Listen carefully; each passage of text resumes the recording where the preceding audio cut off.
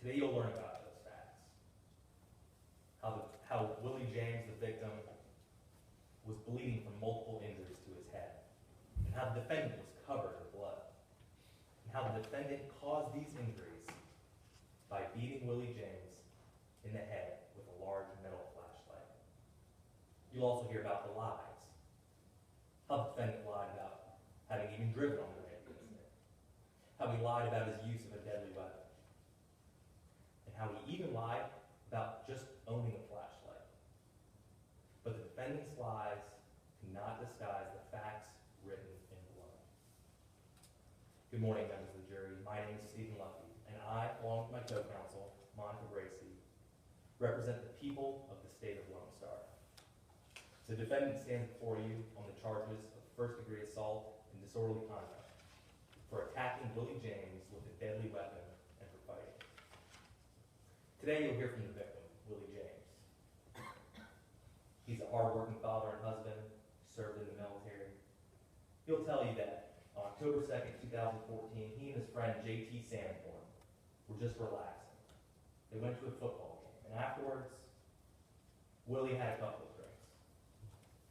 Although he wasn't intoxicated, he was responsible, and he gave his keys to JT to drive to the 7-Eleven so that they could get a bite to eat. At the 7-Eleven, that's where Willie James first saw the defendant. Mr. James will get on the stand today, and he'll tell you that he believed that the defendant looked intoxicated, that he saw the defendant knock a bottle off the counter and cause a mess. Willie James felt bad for the employees who worked there, so he asked the defendant to clean it up.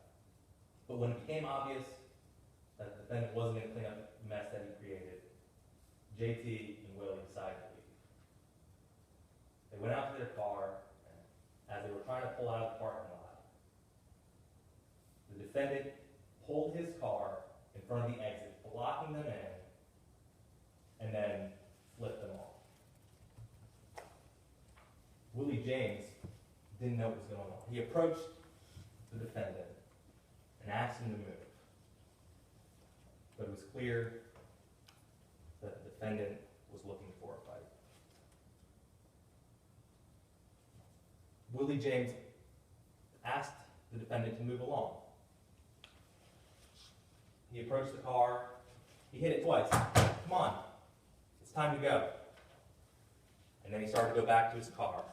And that is when the defendant struck Willie James in the head with that large metal flashlight.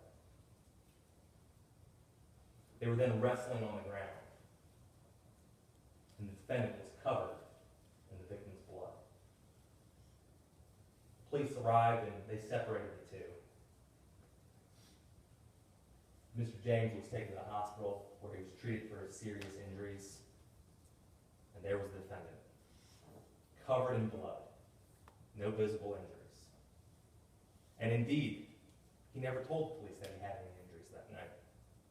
Though the EMS came and took Willie James to the hospital, he never told the EMS workers that he had any injuries.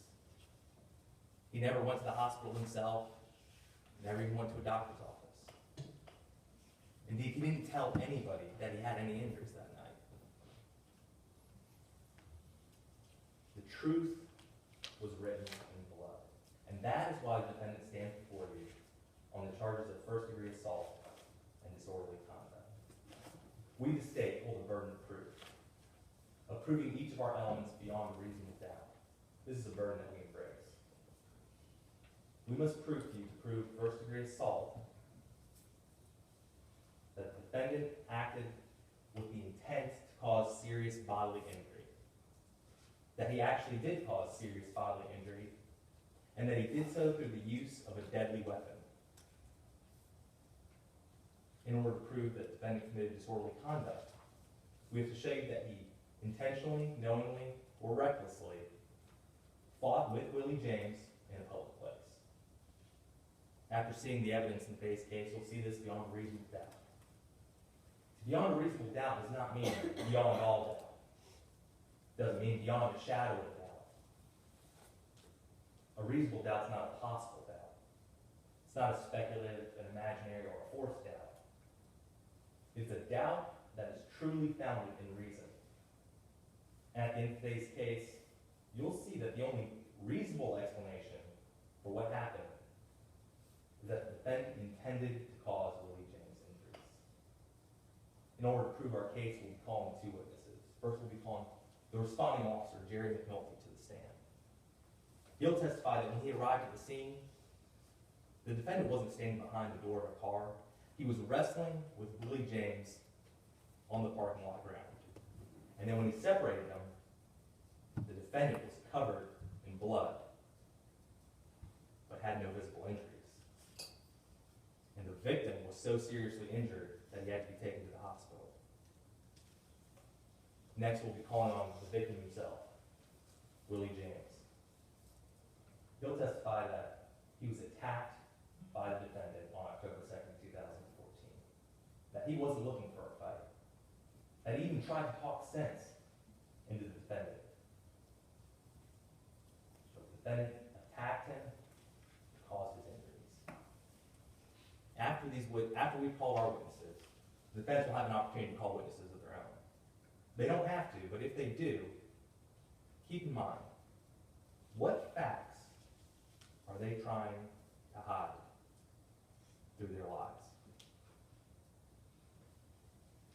After they've called their witnesses and you've asked yourself this question and reviewed the evidence in today's case, you'll see that there's only one reasonable conclusion. Don't allow the defense to wash away the victim's blood with lies. Find the defendant guilty of first-degree assault and disorderly conduct.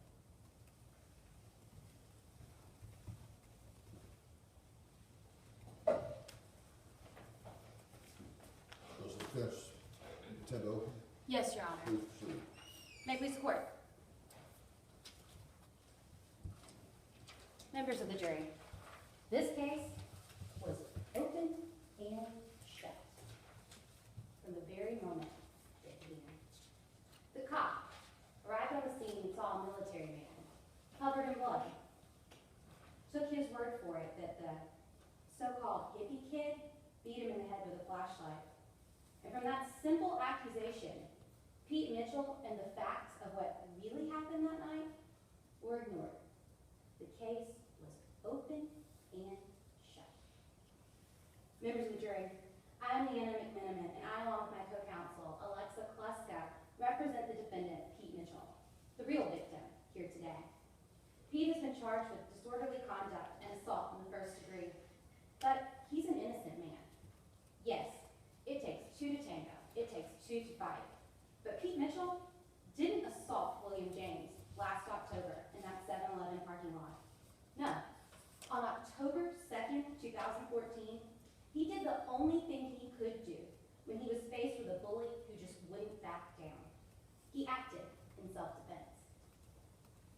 It's unfortunate, but even in this day and age, we live in a world that bases the majority of its opinions on the outward appearances of others. Pete Mitchell likes rock and roll music, extreme sports, and he has this shaggy beard. But that doesn't negate his artistic side, his college education, his rights as a human being. He might look a little different from you and me, but that doesn't make him any less of a man. Doesn't mean he deserves to be picked on, bullied, targeted because of his appearance. The evidence will show that last October, that is exactly what happened. William James and his buddy, J.T. Sanborn, had been out drinking that night. So had Pete. But as you will see, William had enough to drink that he allowed his buddy, J.T. Sanborn, to push him, allowed him to encourage him to pick a fight with Pete. Honestly, you heard it. We're all here today because a bottle of tea fell over onto the floor and caused a bit of a mess. A bottle of tea. William James assumed from the beginning that it was Pete who knocked it over and decided that he had the authority to tell Pete what to do. And when Pete just told him, hey man, I didn't knock it over, I'm trying to get out of here, it's not my mess to clean up. Didn't set well with William even like someone standing up to him, even as nonchalantly as Pete did. It didn't sit well with him. And that's when things progressed. That's when William James decided to tell him that he needed to clean it up right now. But again, Pete knew it wasn't his mess, and he knew in a situation like that, it was best just to leave. And as you'll see, as the evidence will show, Pete did just that. He walked out the 7-Eleven parking lot to his car. And as he did, what did William James do? He began to antagonize Pete further, use ugly language, call him names, a hippie punk, telling him to F off. The evidence will show Pete tried to back away. He tried to leave. But that wasn't the end of it. As you'll see, James and his buddy, JT Sanborn, followed Pete outside. Pete got in his car, they got in their truck. And as Pete backed out of his spot and proceeded to leave the parking lot, they did the same, just faster. They flung their truck out of that parking space, zoomed across the lot, almost hitting Pete Mitchell's car. They came after Pete to finish the fight they'd started in the 7-Eleven. As you'll see, as the evidence will show, James and Sanborn got out of their truck, both of them, and came after Pete, who was all alone in his car. The evidence will show that Pete wasn't blocking them in like the state would have you believe. He was just trying to leave the parking lot.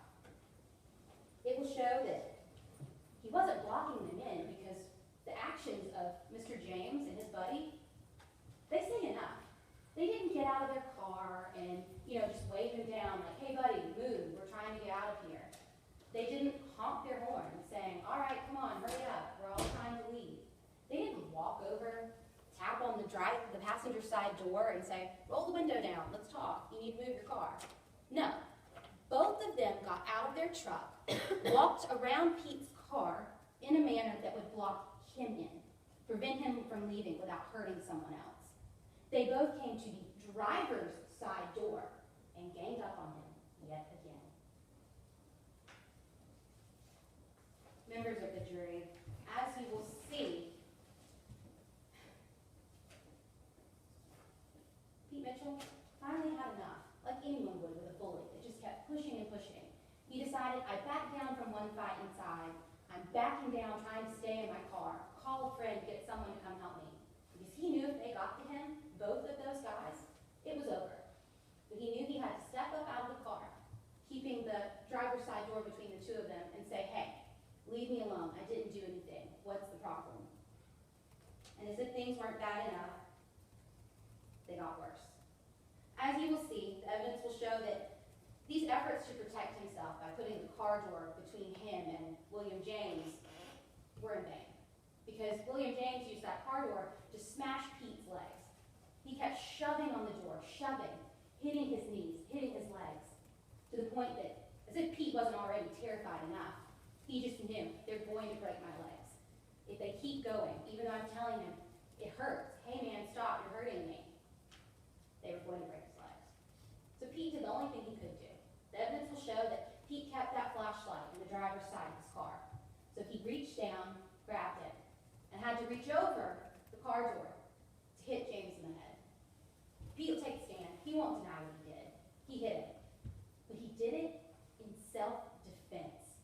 In a moment of desperation, when he was being ganged up on and didn't know what else to do, he had to stand up for himself. Unfortunately, the events of October 2nd get even worse for Pete Mitchell. The police show up. And they arrive to the scene. They see Pete. They see him in his baggy hoodie and his beard. They see William. They see there's blood. Well, they get to William James first. Find out he's a war veteran. Take his side of the story. Like I said, open and shut. Open and close. Case was over. Didn't need to look any further. The evidence will show that the police who worked that scene, not only did they target Pete, go ahead and stereotype him from the beginning, they failed to preserve the scene. They failed to collect evidence, take statements, take photographs, do anything you would typically do in a situation just as this. I mean, but there was no need, right? Because the case, it was open and closed. Now the prosecution, just like the police officers last October, are ignoring the facts. pretending this case is open and shut, open and closed. They're trying to tell you Pete Mitchell is guilty of first-degree assault and disorderly conduct. But in making these accusations, the state has a burden of proof today. The burden of beyond a reasonable doubt. And they alone hold that burden. The state must prove to each and every one of you, beyond a reasonable doubt, every element of the crimes charged. But in the state of Lone Star, there is a defense to both of these charges. Self-defense. You're not guilty of assault in the state if you use physical force against another who is unlawfully using force against you.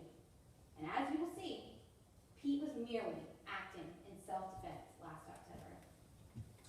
Members of the jury, don't make the same mistakes that were made last October. Please, don't jump to conclusions.